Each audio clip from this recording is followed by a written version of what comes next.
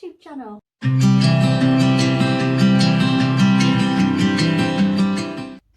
So my BookTube video for today is a So today's video is a bookish Q&A. So I've done one of these before on my Bookstagram, and I'm going to be totally honest, I completely failed. I had 3 questions when I did it on my Bookstagram a few months ago. I was like, really? Only 3? Yeah, it was a disaster. It didn't do very well as a Bookstagram story. So I did it again over the weekend. So last weekend I put it up, but I put it as I would answer all of my questions on my BookTube video. Luckily, I got more than 3. I've got 10. So it's not loads, but that's good. It's better than 3. I must admit, a couple of the questions were by the same person. Molly, thank you, I love you. But hey, it's still helpful. I've got hair stuck in my mouth, brilliant. But yeah, so I thought I would do lists as a good way to break up my videos, because at the minute, because of lockdown and school shutting, I have to homeschool my daughter, so doing videos is a little bit hard at the minute, because obviously I haven't got the time to do it, and by the time I've got the chance to do it, it's really dark and it looks naff when it's dark.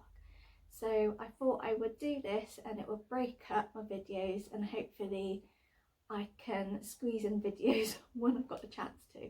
But yeah, it was for me a good way of you to get to know me book-wise, because you know, this is a BookTube. And yeah, it's a nice way to get to know me and break up some of my videos a bit.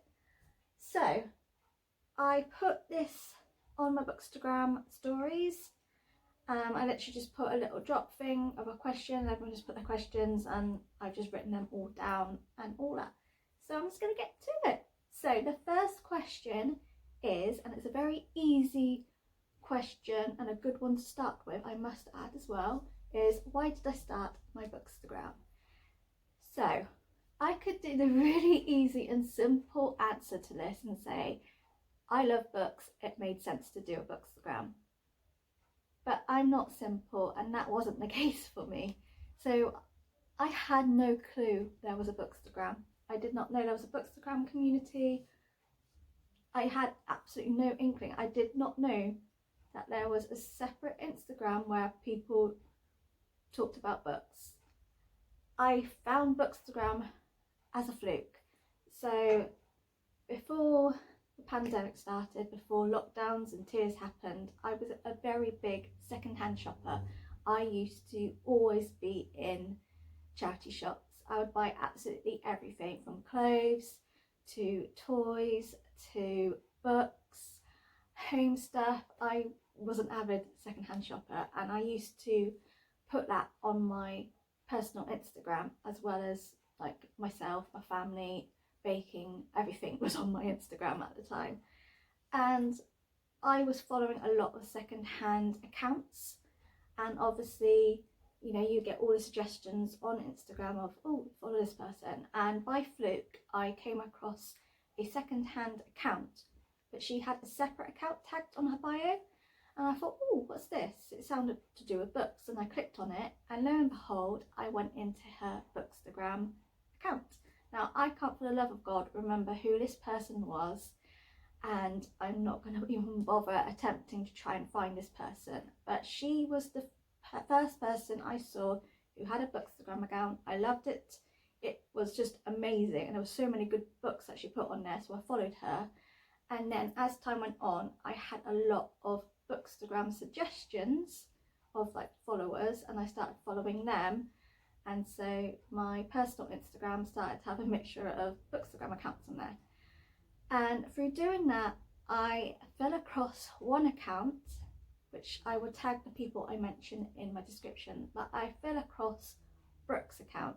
Brooke is known as Whispering Woman. She has the most amazing Bookstagram account, in my opinion.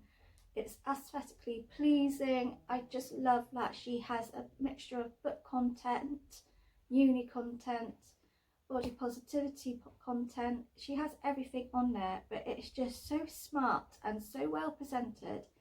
I loved it. So I followed her, and I'm not gonna lie, I stalked her big time. Like every time I was on my Instagram, I went onto her page, I looked at all of her new posts, I liked them all, I watched all of her stories, all of her highlights, like literally I was stalking her, the poor girl. And as time gone on watching Brooke's stuff, she started her own book club. And I've been in a book club before, but it was a sort of different thing. It was to do with Usborne books and all that, and obviously that person ended up moving, so it stopped.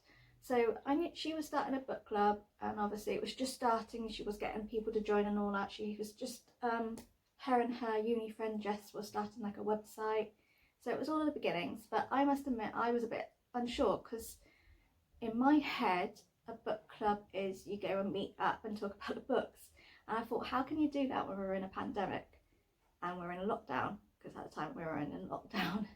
Not clicking that she's doing this virtually.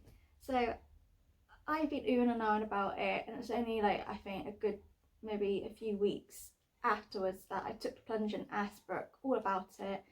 She then explained that it was a virtual one, that we are in a WhatsApp group. It's like a voting, and the winning vote is the book that you read, and then the end of the month we do like a big Zoom call.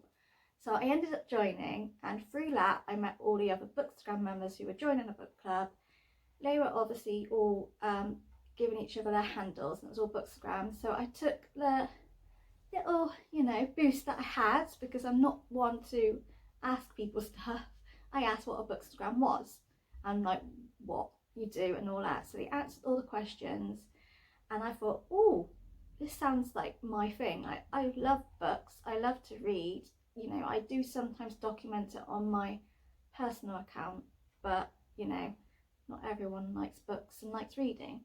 So the fact that there was actually a community for it, and I thought, actually that's going to be brilliant for me, because I am a massive big reader, and I don't know that many people from my mum and my nan that read. And so I ended up taking the plunge and did my Bookstagram account. I started it on June the 3rd.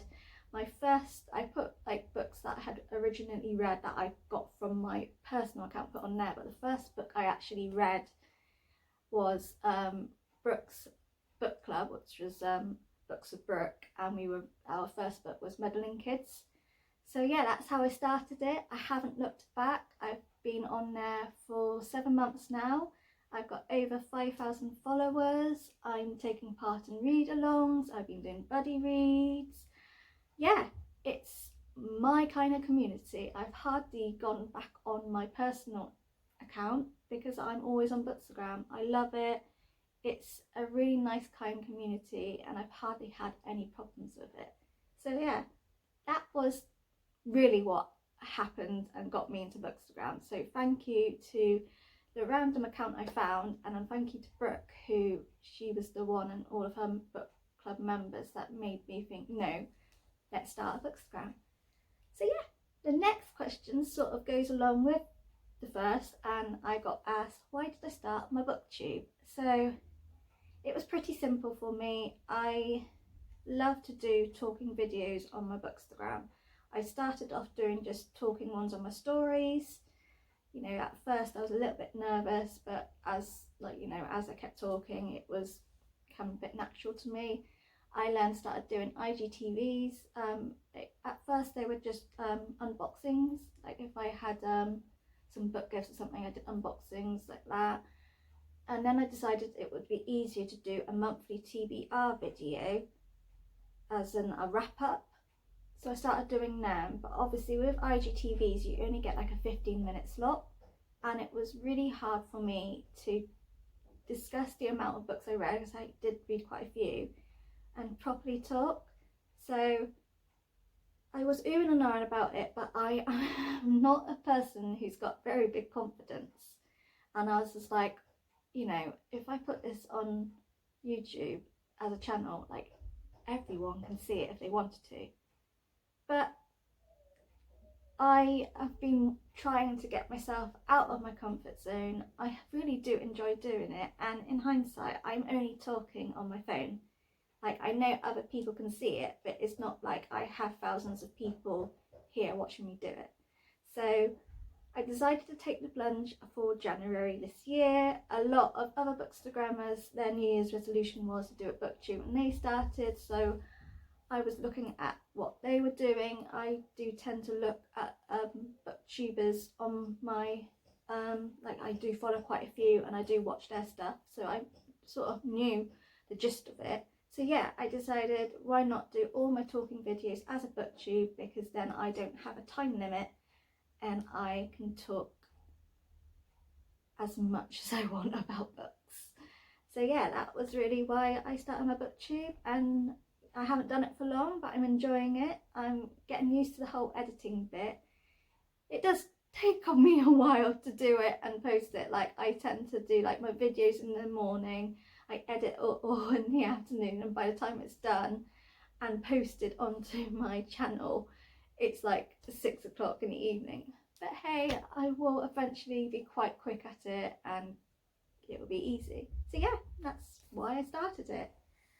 The next question, oh dear, what was it? Oh yeah, it was, if you didn't notice, I've got all the questions written down because it's on my phone and I would like completely forget. So the next question is, how do I organise my books? Now, as you can see, I've got a bookshelf here, I've got my book cart there, I've got a bookshelf there, I've got books up there, and what you can't see is I've got another book trolley like at the bottom of my wall down there. So originally, when I first did my bookshelves, it was in alphabet order, like for author, so I did it in alphabet order from their surnames. It was alright, but like for me it was just a bit boring, like there was so many things scattered. So then I changed it a couple of months ago into colour order, so I had it as a sort of rainbow colour order. I did like that, I liked it, it was quite nice, and you know, it was all sort of colour coordinated. But I'm very an undecisive person, like I always change my mind about things, I move things about, I'm just that kind of person. I can't stick to the same thing constantly, I have to change things up. Like, I was mad about that with my hair, I used to have so many different hairstyles. But anyway, moving off topic. So I obviously had quite a lot of books for my birthday and Christmas, that's just gone. So I decided I was going to do a massive big book clear out, get rid of the books that I know full well I'm never going to pick up and read, and they're all in bags ready to go to charity shops once they're open. And I decided I was going to change up my shelves again. So at the minute, and I actually really like it this way, I've done it in genre. So this bookshelf here is all my fantasy books, and I've like got them all like across there, and then I've got some like stacked at the top here.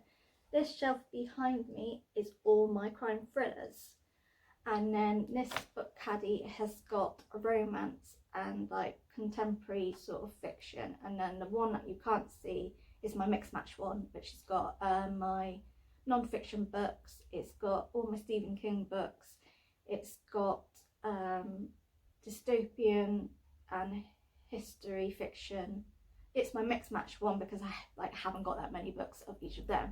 But yeah, so my crime thrillers and my fantasy, there was about 70 books different. So this I've got more of currently, and this was like literally just 70 odd books difference from that.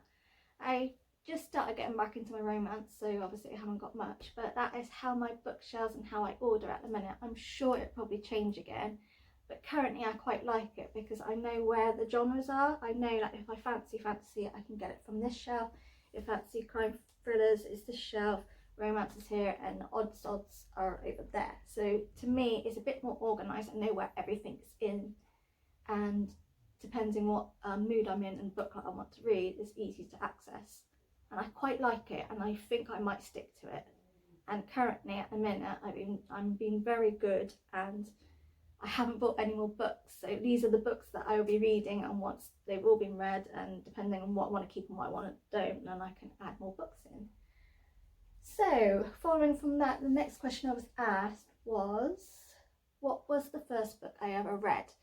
Now, I did read as a kid. I read as a young age through school and personally, but I'm not gonna lie, I can't particularly remember at all.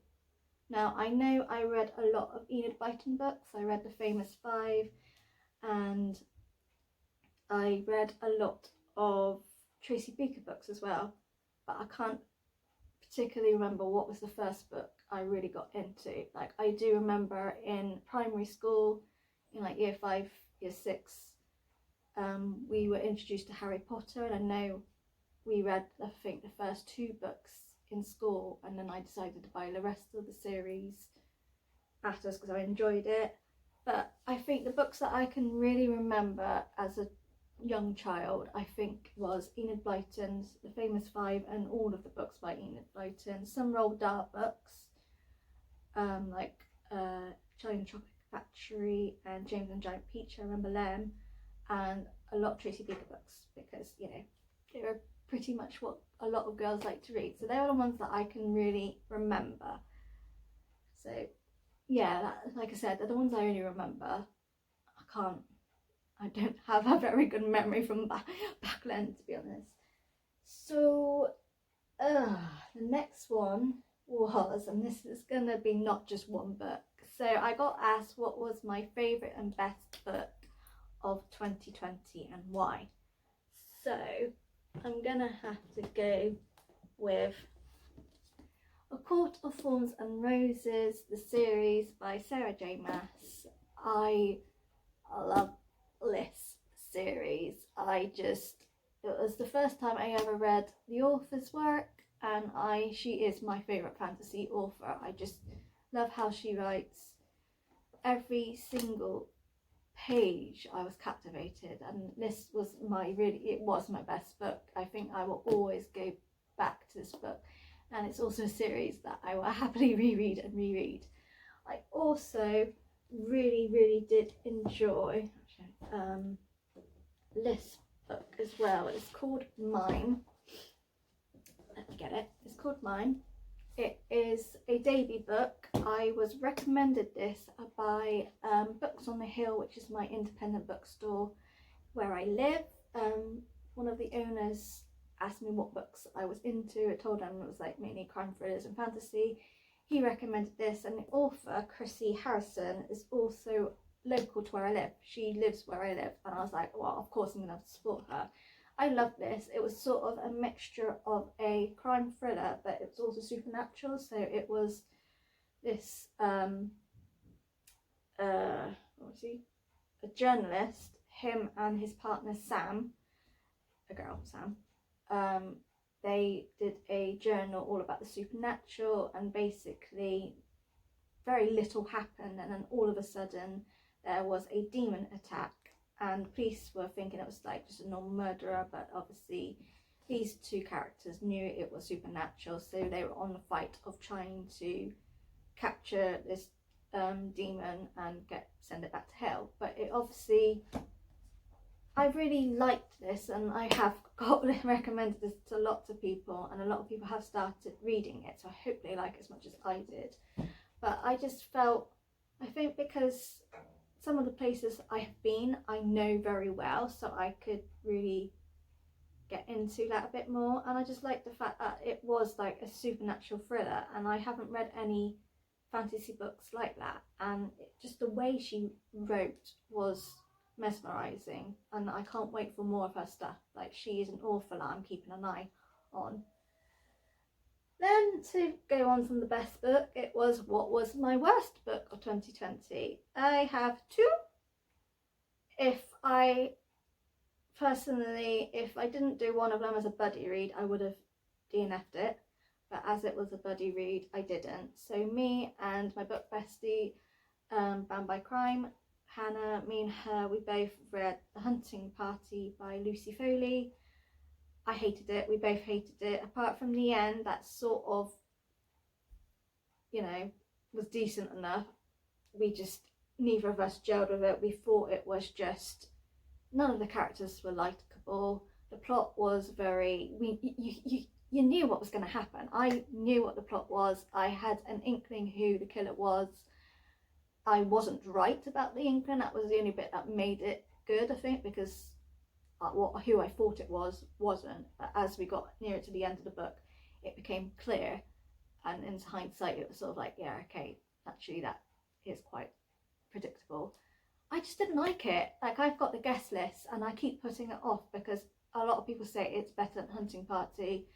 A lot of people don't, and I'm just, after reading Hunting Party, I was just like, I don't know if I want to read it, because if it's similar way written, I'm not going to enjoy it. And it's funny because a lot of people loved Hunting Party. Like, it was like between 3, 4, some people even gave it 5 stars. But me and Hannah, if we hadn't buddy readed it together, we both said we would have DNF'd it.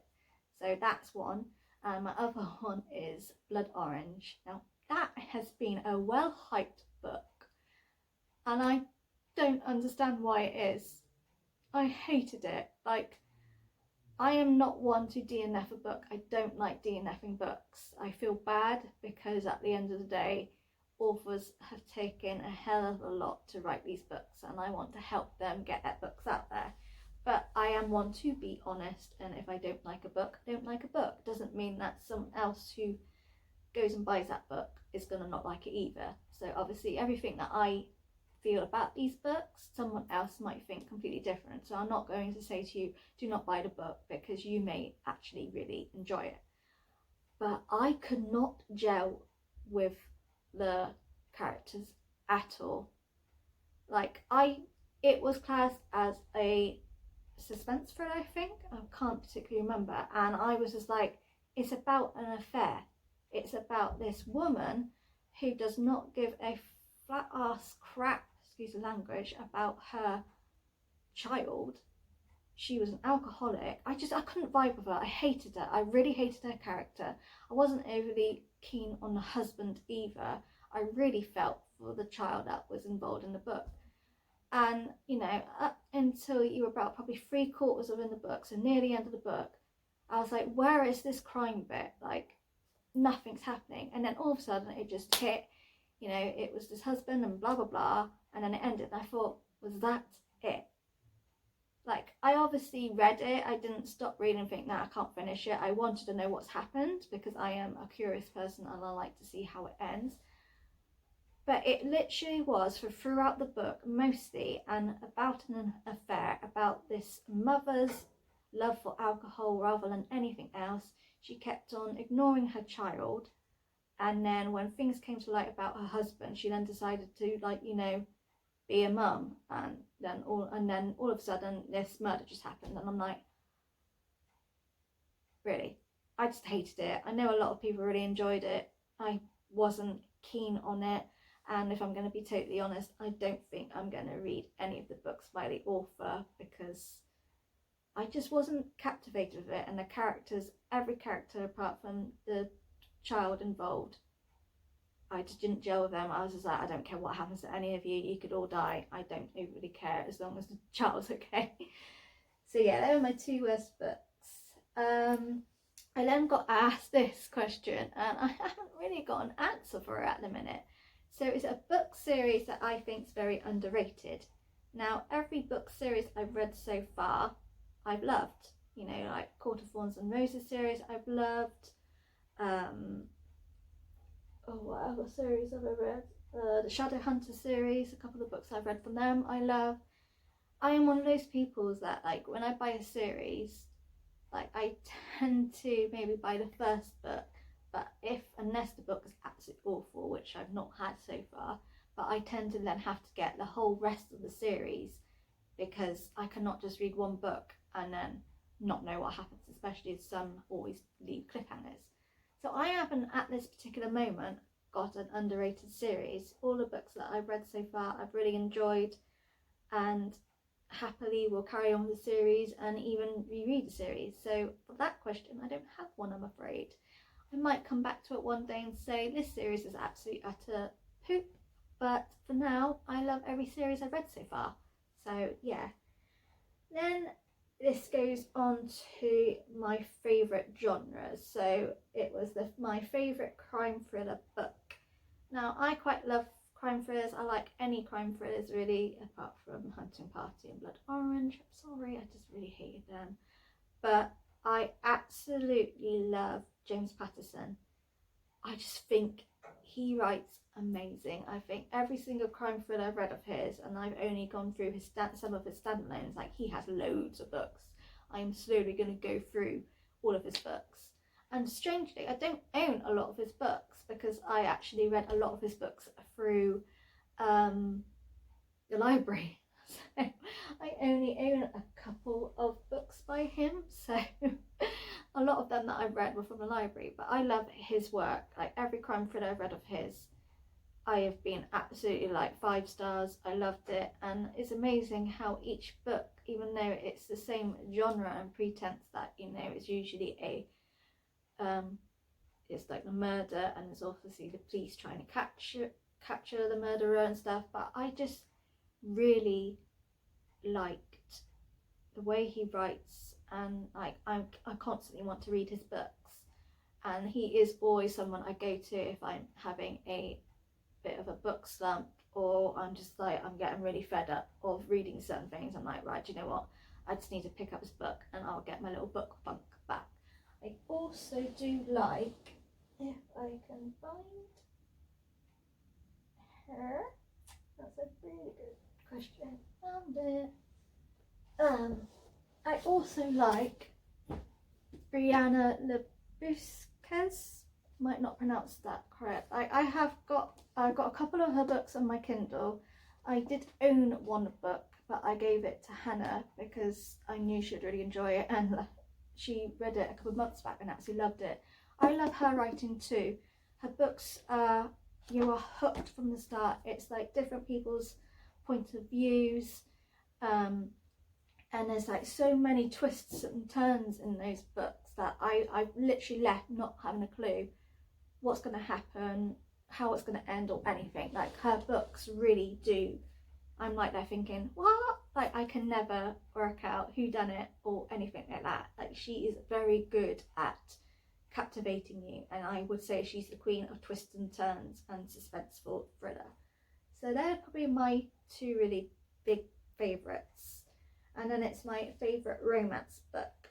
I'm not gonna lie, I used to love romance as I was younger, as I was like a teenager to like a younger adult. I used to read a lot of romance, and then pretty much my love life was extinct, and I was just getting fed up of all of these happy ever afters and fluffy reads, and I thought, well, my life at this time was useless and naff, and I was going through a bad patch of things, especially my love life, and I just didn't want to read them, so I stopped reading them. And I've only started reading them literally the end, like the middle of 2020, because the book club I was in before, like, I'm in a couple, but the first book club I was in, which was Books of Brooke, we read The Worst Best Man by Maya Sosa, and I absolutely loved that book. I gave that 5 stars, and her book really got me thinking, right, actually maybe I should start reading some romance books. And I did. I really do like that was wrong. I really like Beth O'Leary. I really enjoyed The Flat Share, and I really enjoyed The Switch. So I would say she's one of my favourites, even though I wouldn't say her books are fully romantic. There are like other stories entwined in it. I really do like Heidi Swain though. I think she is the queen of the fluffy reads. Now, I've only read her Christmas books. I haven't read any more, and I haven't actually read her Christmas books in order, because there is an order to it. You don't have to read it in order, but there is a sort of order to it that characters sort of intertwine in other books. But I read the Christmas ones, Christmas Just Gone. I absolutely loved them, and I am slowly reading through the rest of her books. My mum is also a massive big Heidi Swain fan, and so is Ree at What Wally Reads. She's the one who really got me and my mum into Heidi Swain, because she's a massive big fan of her. So I would say probably my 2 romance ones would be Beth O'Leary and Heidi Swain, because I will happily sit and read them and be smiling, and as much as I know what's going to happen, I don't care. It's just, there's like a few twists and turns in those books, and it's not full in your face romance. There's like other things going on, and that's what I like about it, because it sort of feels like a normal romance blooming relationship. It's not a bit like, you know, not every romance is amazing. However, I must admit, I do like the after series. I quite like the after series because that's very honest. Now, a lot of people say it's not a very nice relationship. A lot of people class it as toxic. But to me, I'm one of those people that I think that's quite an honest relationship. There might not be some brilliant parts about it, but I think, you know, everyone doesn't have a perfect relationship. Everyone argues. And I do find with after the series, you know, the characters' relationship and on that makes that actually quite true, because, you know, they do have arguments, they mess up, they break up, and I just think that's a very honest romance. So I do like that as well. But it does, at the minute, it is really driving me nuts, because the characters, I'm like, come on guys, really, you're not helping each other. So I'm a bit irritated with the book I'm currently reading. But no, I would really say Becca Leary and Heidi Swain, and then possibly the after series as well. And then my last one, I'm doing this as my last one because I think it's very good, and it actually ties in with what my next video is going to be. Hopefully I can do that possibly tomorrow or next coming days. Is my most anticipated release for this year, for 2021. Now, I've got a couple. As I mentioned before, I'm writing them down because I've got it written down the books, because I needed to remember what the book's called. So, like I said just a minute ago, Becca Leary, she's got a new one out called Road Trip, which is out in April. I really can't wait to read that. It sounds really good. It's about these characters on the way to a wedding, but a car breaks down, so they all sort of get into one car to get there, and it's all exes. So two characters are exes, and so then they sort of, it's in parts, so it's what their relationship was, how they met and everything, and then it goes to like now in the car. And I'm guessing by how Beth writes that they may get back together. I don't know, it might not be, it might surprise me, but I really can't wait to read that. Also by Bridget Kemmerer, she has got a series out which is the Curse Breakers. I read the first two books at the library. I just found them by fluke and absolutely loved her writing, and I am very tempted to get the first two books, as so then I can have the actual collection there with me, possibly. That really goes against her book buying ban. I might do, I might not, we'll see. But I am really anticipating the third book, which is the last book in the trilogy, which is A Vow So Bold and Deadly. That comes out on January 26th. I've already pre-ordered it, so I can't wait till it comes. I am desperate to know what happens, because book 2 left it on a massive big cliffhanger, and I'm like, ah, you can't leave it like that. So that is definitely a I can't wait. And then lastly, if you did not know, obviously I keep raving about A Court of Thorns and Roses series. So the next book, A Court of Silver Flames by Sarah J Maas, is out on February the 16th. I've also pre-ordered that too. I can't wait for it. So it sort of doesn't follow Farah and Rysand anymore. It follows one of her sisters. I've forgotten her blimmin' name. No, it's gone. I've forgotten her name. It follows one of her sisters and Cassian, which is one of who's part of Rysand's court and all that. And it's just about their romance eventually. And I just can't wait, because they are quite interesting characters, and I think this book's going to be quite steamy. So I can't wait to I can't wait for that to come out and read it. However, I'm a tiny bit annoyed because the book that I will be getting doesn't actually go with my series. So I've got these ones, like I've got these copies like that, and so the new book is like the newer version copy, and I'm like, it doesn't really go with the books I've already got. But that's just being really nitpicky. It's a book, doesn't really matter. But yeah, I'm really excited for that to come. I can't wait. I know full well when it comes in my door, I don't care what I am reading, I am reading that because I loved it. I need to know what's going to happen, and I miss the courts. I really miss all the courts. I hope that Farah and Rysand get mentioned a little bit in the books, because it would be nice, and it would be quite nice to know whether there was a baby involved. We'll see. But yeah, they're my definitely most anticipated reads that I have personally pre-ordered. There are a lot of other releases that I've seen coming out or are out, and I'm like, ooh, they look good. But like I've said, I'm on a book buying ban, so until some of these books get budged, I ain't really going to be buying any more books.